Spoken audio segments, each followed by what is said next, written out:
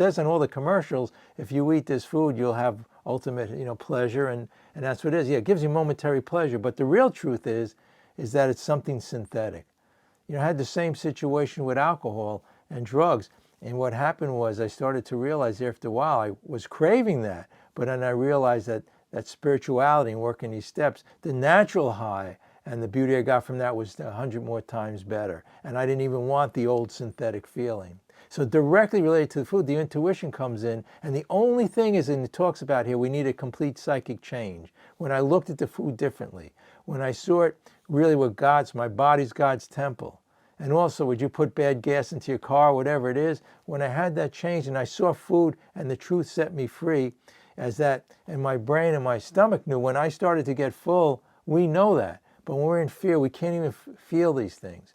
And we have prayer meditation. When I get centered and I have whatever it is and ingest some food and I start to feel I'm getting a little bit full, and if I relax and let it, and understand and not make it and feel the beauty and get my substance from other things in life, then it becomes less important. And we shouldn't eat to live. We live to eat. It's a different scenario. All of a sudden I started to realize the food is just there to sustain me.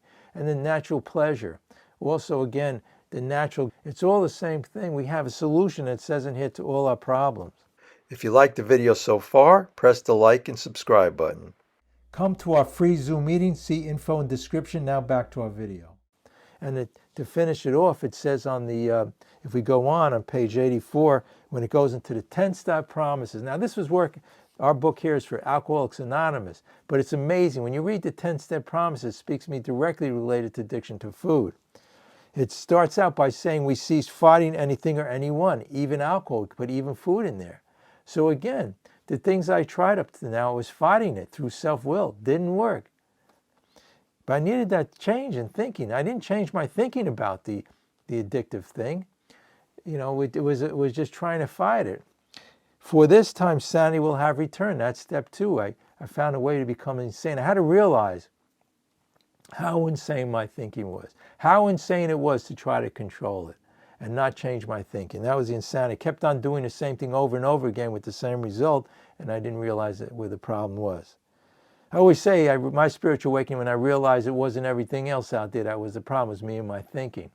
And then if I was upset or discontent or whatever, or gluttonous, we talk about gluttony, or jealous envy, it could be any one of the things that goes on, I started to realize it was a perception of my thinking.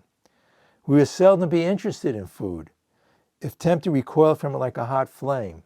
In other words, we replace the food with spirituality and realize, well, I don't need that drug, which food is a drug, or we talk about alcohol, whatever drug it is.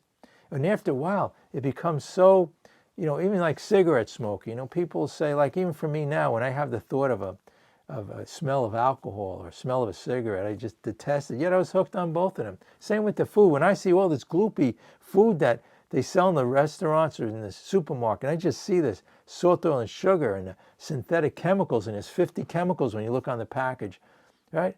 I just don't even want that anymore. My change in thinking has occurred. So it goes on to say, we react sanely and normally. So what I had just said was normal and sane thinking. When I was on those strict diets, I still had the insane thinking. I still wanted that fast food. I wanted that globs of food. I wanted all those drinks, and now with 1,000 calories in some of these lattes and drinks you get in the coffee shops. But what I really wanted was, now I want clear God's gift of water. I always bring this up because this is the whole basis. Started to see the psychic change. And after a while, doing it that way, my palate started to change. It became more natural, wholesome. And I don't want, you couldn't give me a sugary drink anymore. All that, it's like, too thick for me, too much garbage in there. This tastes delicious. And you do this alone, you'd be amazed how, but it has that psychic change it talks about here. It goes on to say in the 10-step promises, we'll see that our new attitude towards food or liquor has been given us without any thought or effort on our part. This is on top of page 85 in the big book. It just comes, that's the miracle of it. So I needed a miracle, a psychic change. I couldn't control it. We are not fighting it, neither are we avoiding temptation. So it's saying we are not fighting it. That's the key word here. Everything I tried, I was fighting it. I was avoiding it. We feel as though we've been placed in a position of neutrality, safe and protected. We have not even sworn off. Instead, the problem has been removed. It does not exist for us. And it says, we are neither cocky nor are we afraid. That is our experience. And it says, this is how we react so long as we keep in fit spiritual condition. And it goes on to say, we are not, a few sentences down, we are not cured of our food addiction, alcoholism. What we really have is a daily reprieve contingent on maintenance of our spiritual condition. We must carry the vision of God's will into all our activities. So throughout the day, when I'm working in spiritual condition, I find I don't need it in success. I don't need it in money, right? We try to get more money, more things. I don't need more people to like me. I don't need more food. What I need and the contentment and the happiness is from within, because we're created in God's image and we're created to be happy and joyous. What happens up, we wake up in the morning, we're fearful of the day, or our mind obsesses on our addictive substances because we think that's the answer, a material thing. And some people, not, it could be food, but it could be money, success. It could be whatever you want to call it, alcohol and drugs. But we want to set free of that. There's only, and the book talks about only one solution, a spiritual solution to this whole problem. So pretty much that's it. So we get centered and we start to realize, and we can actually feel. You got to realize our stomach has receptors in it. Our mind knows. It's the hypothalamus that does direct us. But we become addicted, right? Think about it. It's a perception change. But we do to a degree have an allergy to the body, which it talks about in here. But intuitively we also know that these particular foods aren't right for us. If you liked the video so far, press the like and subscribe button. So we keep on the right path that way. But through time and through experience and working this program, we could be in the presence of these, and it talks about in the big book, a person's alcoholic, they could be in the presence of all these addictive substances, but after a while, it doesn't even enter your mind anymore because you don't even want to go there. Whereas before, what I was going to say was, perception of mind, sometimes people in their lives, they're anorexic, right? They restrict the food, and then a year later, sometime later, they'll be binging. So it's a state of mind with all of these things in our life. And so we got into the addiction, but there's a way out. It's called the spiritual solution. And we get to particular normalcy through it. Roland Hazard went to see Dr. Young, and he came back the second time. Dr. Young, because Roland Hazard was the hopeless variety, like some of us are here with the food. We consider ourselves the hopeless variety. And he said, here and there, once in a while, alcoholics, you could say food addicts, have had what are called vital spiritual experiences. To me, these occurrences are a phenomenon. They appear to be in the nature of huge emotional displacements and rearrangements. Ideas and emotions, attitudes of once the guiding forces of these lives of these men are suddenly cast to one side, and a completely new set of conceptions and motives began to dominate them. So that's what I needed.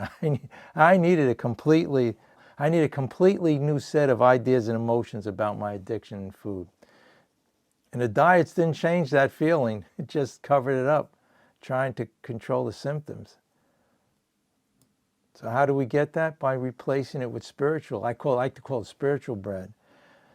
Ideas and emotions, the ones that are implanted in our brain by the corporations and the advertisements, again, in this country, in the processed foods. I need a change and shift of thinking. By trying to control through a diet, I was in essence saying to myself, I really want that food, but I was trying to fight it.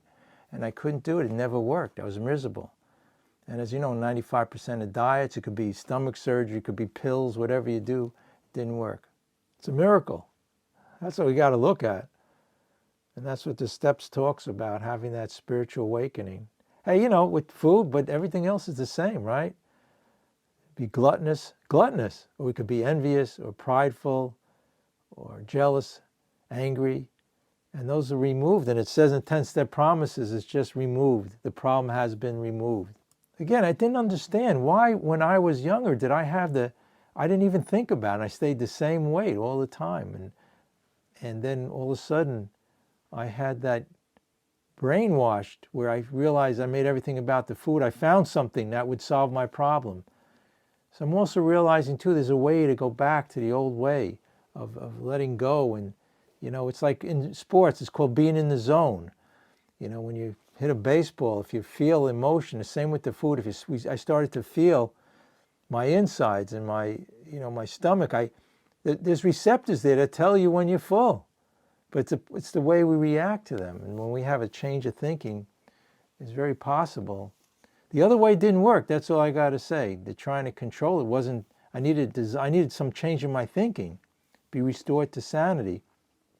The diets in no way did that. It just admitted defeat, because I was saying I can't. I just have to try to resist it, and I gave it more strength that way. Same with trying not to be angry at somebody. We can't try not to be angry. We're still going to be angry. But when we change our thinking with love, patience, and tolerance, same with the perception towards food. I had to have that perception change back to the old way of thinking, the normal way. It says in the 10th step, in a position of normalcy, safe and protected, doesn't it? Something like that.